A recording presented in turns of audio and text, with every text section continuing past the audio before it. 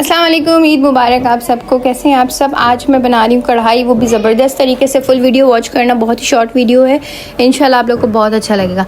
मैंने कढ़ाई मटन ले लिया था, उसको पहले प्रेशर कुकर में इसको हाफ़ डन कर देंगे। ठीक है, हाफ़ डन करने के बाद इसके साथ ही हम लोग इसको लहसुन अदरक भी डाल देंगे, नमक भी डाल देंगे। ठीक है, जब हाफ़ डन हो गया है, हो जाएगा ये, उसके बाद हम इसको फ्राई करेंगे। उससे पहले हम इसका मसाला बनाएंगे, जो मैं आप लोग को कढ़ाई मसाला बताऊंगी।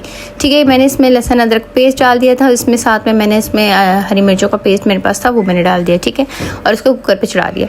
ये मैंने ज़ीरा ले लिया था 3 से 4 चम्मच, और उसके साथ मैंने ले लिया था धनिया। ठीक है, और मोटी जो लाल मिर्ची होती है ना, वो ले ली थी। इसको भून के इसका पाउडर बना देंगे। ये देखिए मैंने पाउडर बना दिया, इतना ज़बरदस्त है इसका पाउडर बने, और ये बहुत ही ज़बरदस्त है, और ये हर खाने में यूज़ किया करें एंड में। उसके बाद इसमें मैं फ्राई पैन में ऑयल डाल दूँगी। ऑयल डालने के बाद लहसुन अदरक डाल देंगे, लहसुन अदरक का पेस्ट डाल देंगे। उसके बाद ही हम जो हमने गोश्त हाफ़ डन किया था वो डाल देंगे। वो डालने के बाद इसमें फिर हम डालेंगे 6 से 7 अदर टमाटर। उसके बाद कढ़ाई मसाला, उसके बाद मैं सारे स्पाइसेस डालूँगी, नमक डालूँगी। उसके सारे स्पाइसेस डालने के बाद मैं इसमें डालूँगी जो मैंने मसाला बनाया था अपना, वो डालेंगे। ठीक है, वो डालने के बाद इसको अच्छे से हम इसको भूनेंगे।